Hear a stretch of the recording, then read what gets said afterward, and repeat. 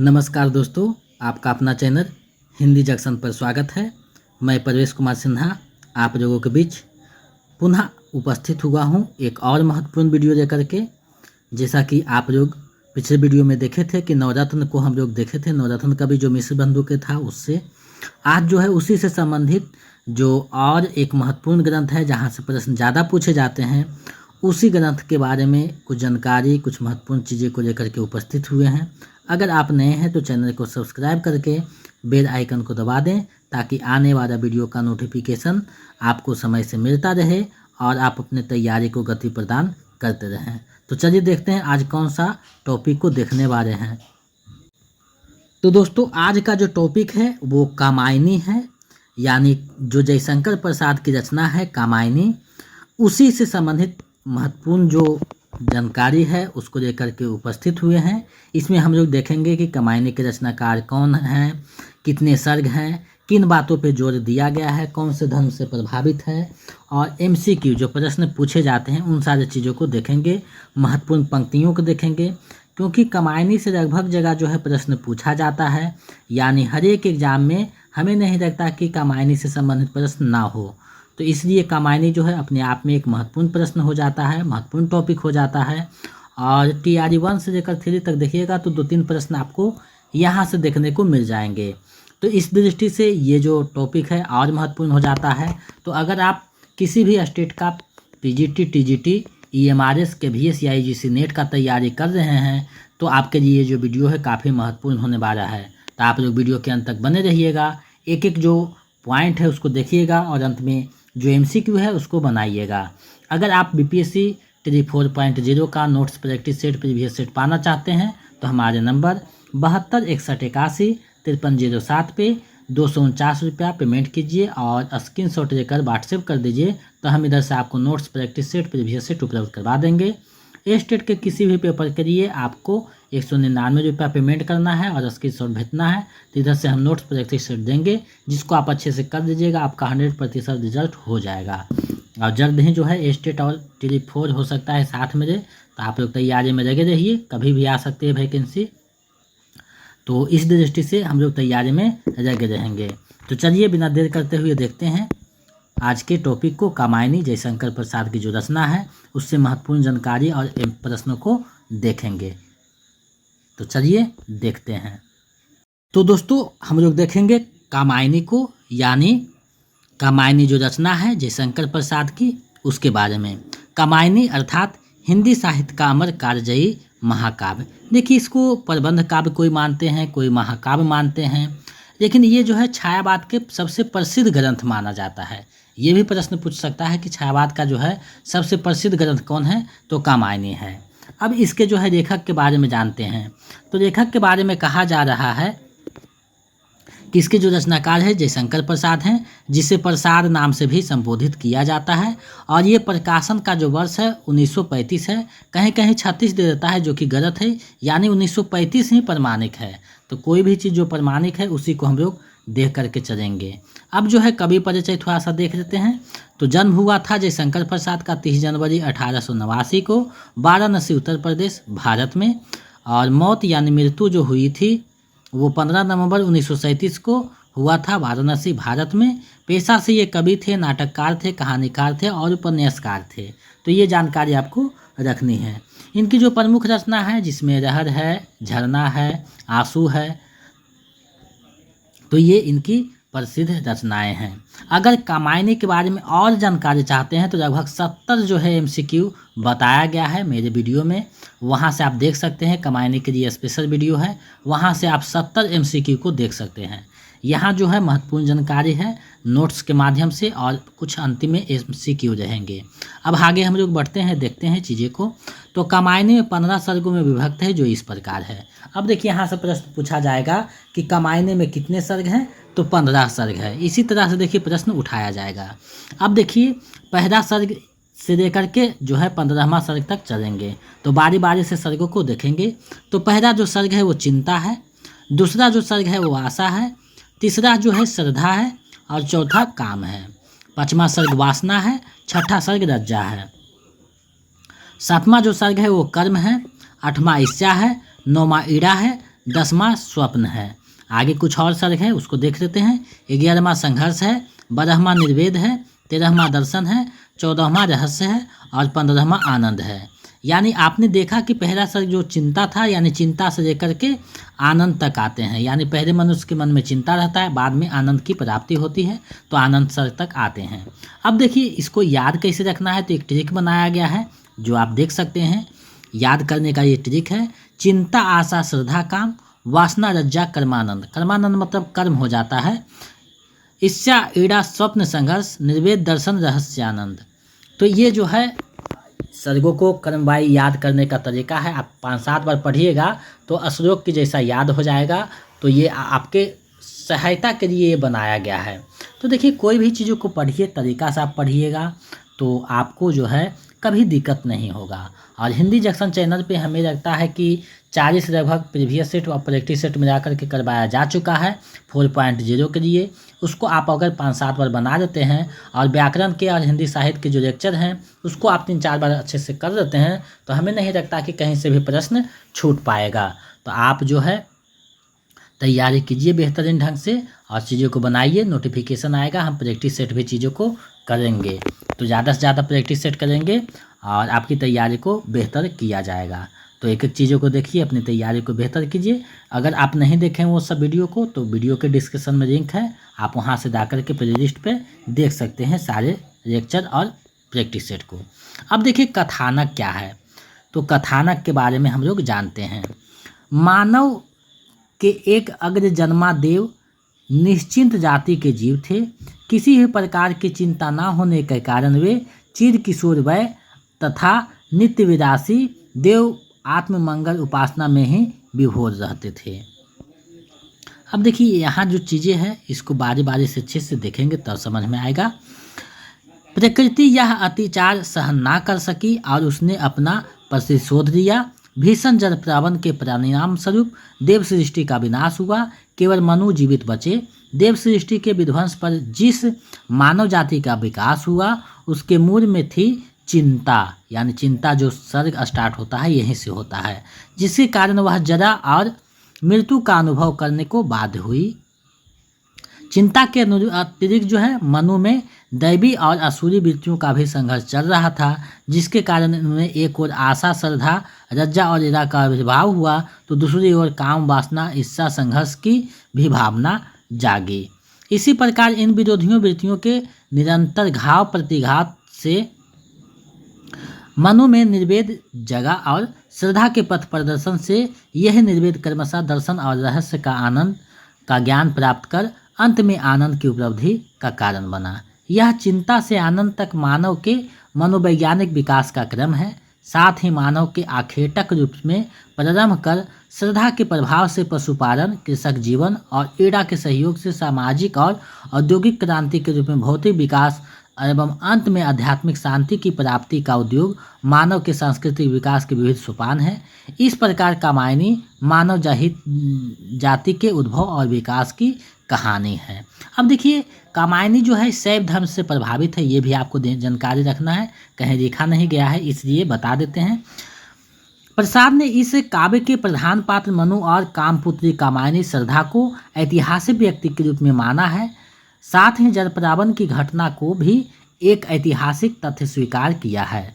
शतपथ ब्राह्मण के प्रथम कांड के 8वें अध्याय से जलप्लावन संबंधी उल्लेखों का संकलन कर प्रसाद ने इस काव्य का कथानक निर्मित किया है। साथ ही उपनिषद और पुराणों में मनु और श्रद्धा का जो रूपक दिया गया है उन्होंने उसे भी उन्हें अस्वीकार नहीं किया। कथानक को ऐसा स्वरूप प्रदान किया जिसमें मनु श्रद्धा और ईरा के रूपक भी संगति भरी भारी बैठ जाए। यानी ये जो है शतपथ ब्राह्मण से प्रभावित है, आधारित है, उस पर ये भी ध्यान में आपको रखना है। तो एक एक चीज़ जो है महत्वपूर्ण चीज़ है उसको बताने का मैंने प्रयास किया है और कहाँ तक जो सफल हुए हैं वो आप खुद बताइएगा। अब देखिए है, परंतु सूक्ष्म सृष्टि से देखने पर जान पड़ता है कि इन चरित्रों के रूपक का निर्वाह ही अधिक सुंदर और सुसंयत रूप में हुआ है। ऐतिहासिक व्यक्ति के रूप में पूर्ण तरु एकांगी और व्यक्तित्वहीन हो गए हैं। अब कुछ और बातें हैं उसको देख लेते हैं। मनु के मन में समान ही अस्थिर मति है। पहले श्रद्धा की प्रेरणा से वो तपस्वी जीवन त्याग कर प्रेम और प्रणय का मार्ग ग्रहण करते हैं। फिर असुर पुरोहित अकुरित किरात के बहकावे में आकर हिंसावृत्ति और स्वेच्छाचरण के वशीभूत हो श्रद्धा का सुख साधन निवास छोड़ संझा समीर की भांति भटकते हुए शाश्वत प्रदेश में पहुँचते हैं। श्रद्धा के प्रति मनु के दुर्व्यवहार से शुद्ध काम का अभिशाप सुन हताश हो किंग कर्तव्य विमूढ़ हो जाते हैं और ईड़ा के संसर्ग से बुद्धि की शरण में जा भौतिक विकास का मार्ग अपनाते हैं। वहाँ भी संयम के अभाव के कारण ईड़ा पर अत्याचार कर बैठते हैं और प्रजा से उनका संघर्ष होता है। इस संघर्ष में पराजित और प्रकृति के रुद्र प्रकोप से विक्षुब्ध मनु जीवन से विरक्त हो पलायन कर जाते हैं और अंत में श्रद्धा के पथ प्रदर्शक में उसका अनुसरण करते हुए आध्यात्मिक आनंद प्राप्त करते हैं। इस प्रकार श्रद्धा अस्तित्व के भाव तथा ईड़ा बौद्धिक क्षमता का मनु के मन पर जो प्रभाव पड़ता है उसका सुंदर विश्लेषण इस ग्रंथ में किया गया है। तो ये कहानी था, कथानक आपको समझ में आ गया। अब है कामायनी का जो है प्रतीक योजना। तो देखिए यहाँ पात्र है, यहाँ प्रतीक है। तो मनु जो है मन का प्रतीक है, श्रद्धा जो है हृदय का प्रतीक है, ईड़ा जो है बुद्धि का प्रतीक है, अकुरी और किरात जो है आसुरी वृत्ति का प्रतीक है, कुमार जो है मानव है यानी मनु का पुत्र है यानी मानव का प्रतीक है। तो ये बात आप जो है यहाँ पे देख सकते हैं अच्छे से और समझ सकते हैं। तो कामायनी से हर एक जगह प्रश्न रहता है, इसी विचार को सोचते हुए आपको जो है बताने का एक प्रयास कर रहे हैं ताकि आप कहीं से कमज़ोर ना रहिए। क्योंकि जब आप इन सारी चीज़ों को देख लेते हैं तो इससे संबंधित जो भी प्रश्न पूछा जाएगा हमें नहीं लगता है कि आपसे छूट पाएगा। तो एक एक चीज़ को हमने इसमें समाहित किया है, आप खुद देख सकते हैं। अब जो है कामायनी की प्रमुख पंक्तियाँ हैं, पंक्तियाँ भी पूछा जाता है कि कौन पुस्तक से दिया गया है, इसके रचनाकार कौन है, तो इसलिए पंक्तियाँ को भी जो यहाँ समाहित किए हैं। देखिए पहला पंक्ति है, हिमगिरी के उतुंग शिखर पर बैठ सिरा की शीतल छाह, एक पुरुष भींगे नयनों से देख रहा था जल प्रवाह।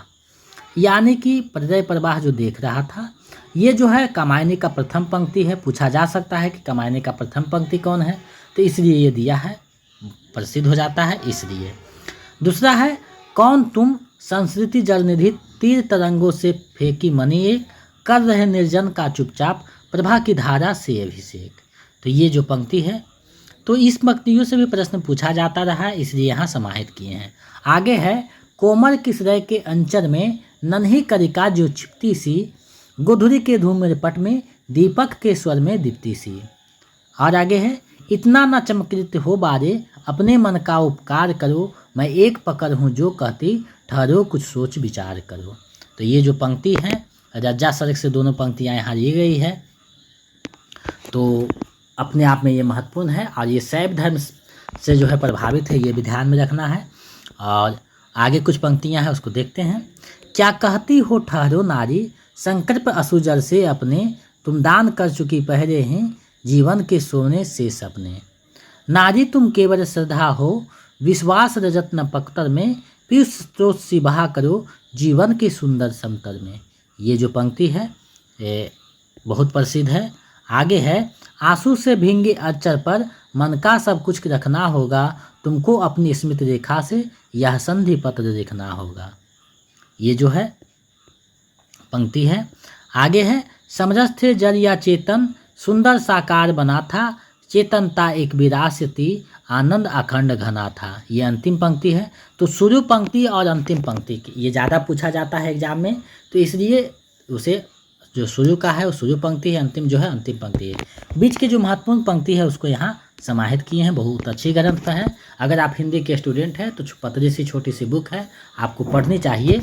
और जयशंकर प्रसाद का बेजोड़ इसमें जो है शब्दों का चयन है, कहानी योजना है और काव्य जो है दर्शन देखने को मिलेगा। अब जो है कामायनी के विषय में विभिन्न जो विद्वानों के मत है उसके बारे में जानते हैं। तो रामचंद्र शुक्ल लिखते हैं कि कामायनी की चेतना मूलतः व्यक्तिवादी आध्यात्मिकवादी चेतना है। कामायनी अपनी सीमाओं के बावजूद हिंदी साहित्य की एक गौरवमयी उपलब्धि है। ये रामचंद्र शुक्ल का कथन है। आगे लिखते हैं, कामायनी मानवता का रसात्मक इतिहास है। नंदुलाल वाजपेयी का कहना है। कामायनी नए युग का प्रतिनिधि काव्य है। नंदुलाल वाजपेयी का कहना है। कामायनी छायावाद का उपनिषद है। ये कथन जो है शांति प्रिय द्विवेदी का है। कामायनी मानव चेतना के विकास का महाकाव्य है। डॉक्टर नगेंद्र का कथन है। कामायनी आधुनिक सभ्यता का प्रतिनिधि महाकाव्य है, नामवर सिंह का है। आगे कुछ और है, उसको देख लेते हैं। कामायनी रहस्यवाद का पहला महाकाव्य है, निराला का कथन है। कामायनी ताजमहल के समान है, पंत का कथन है। कामायनी वर्तमान हिंदी कविता में दुर्लभ कृति है, हजारी प्रसाद द्विवेदी का कथन है।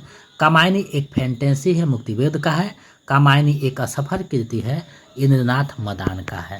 तो ये जो महत्वपूर्ण कथन था कामायनी के संबंध में, ये यहाँ बताने का हम प्रयास किए हैं ताकि एग्जाम के दृष्टि से एक एक चीज़ को आप देख सके अच्छे से और कोई चीज़ ना छूटे। अब इससे संबंधित जो एमसीक्यू है उसको हम लोग देख लेते हैं।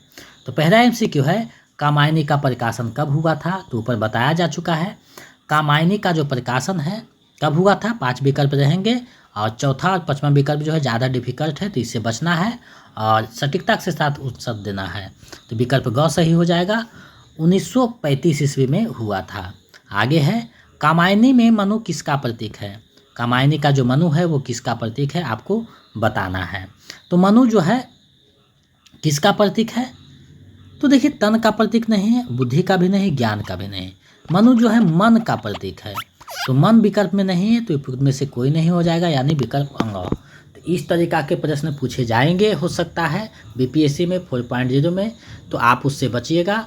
और ऐसे प्रश्न के भी इसमें भी देखने को मिलता है, ईएमआरएस में भी देखने को मिलता है, तो इस दृष्टि से आप उससे देख सकते हैं। आगे है, कामायनी के निम्न सर्गों का सही अनुक्रम क्या है? तो सही अनुक्रम में सजाना है। तो कर्म, ईर्ष्या, ईड़ा, स्वप्न, ये जो है सही क्रम है, आप ऊपर देखे होंगे, तो विकल्प ख सही हो जाएगा।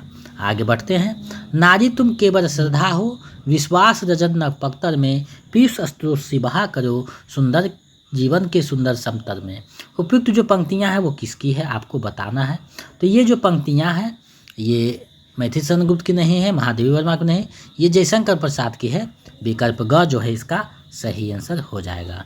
आगे है, कौन तुम संस्कृत जलनिधि तीर तरंगों से फेंकी मणि एक, कर रहे निर्जन का चुपचाप, प्रभा की धारा से अभिषेक। अभिषेक थोड़ा सा टाइपिंग मिस्टेक है। उपरोक्त पंक्ति किस पुस्तक से दी गई है? तो ये जो पंक्तियाँ दी गई है ये कामायनी से दी गई है, बिल्कुल सही है, का इसका सही आंसर हो जाएगा। कामायनी के रचनाकार जयशंकर है, प्रिय प्रभा सरयौत की है, उर्वशी रामधारी सिंह दिनकर की रचना है, तो ये ध्यान में रखिएगा। आगे है, कामायनी रहस्यवाद का पहला महाकाव्य है, यह किसका कथन है? रहस्यवाद का पहला महाकाव्य है, किसका कथन है? तो रामचंद्र शुक्ल का कथन नहीं, निराला का कथन है। विकल्प ख सही हो जाएगा। आगे बढ़ते हैं। कामायनी का अंतिम सर्ग कौन सा है? तो कामायनी का जो अंतिम सर्ग है वो आनंद है, विकल्प ख सही हो जाएगा। और शुरू जो सर्ग है, प्रथम सर्ग है वो चिंता है, और 12वां सर्ग जो है निर्वेद है, ये ध्यान में रखिएगा। आगे बढ़ते हैं। कामायनी में कुल कितने सर्ग हैं? देखिए प्रश्न आ गया, कामायनी में सर्गों की संख्या कितनी है? तो ऊपर बताया गया था 15 सर्ग है, यानी विकल्प क सही हो जाएगा। आगे बढ़ते हैं। कामायनी को छायावाद का उपनिषद किसने कहा है? तो छायावाद का उपनिषद जो कहने वाले वो हैं शांति प्रिय द्विवेदी, विकल्प जो ख है सही हो जाएगा। चलिए इस वीडियो का अंतिम और 10वां प्रश्न देखते हैं। कामायनी की मूल कथा किस ग्रंथ पर आधारित है?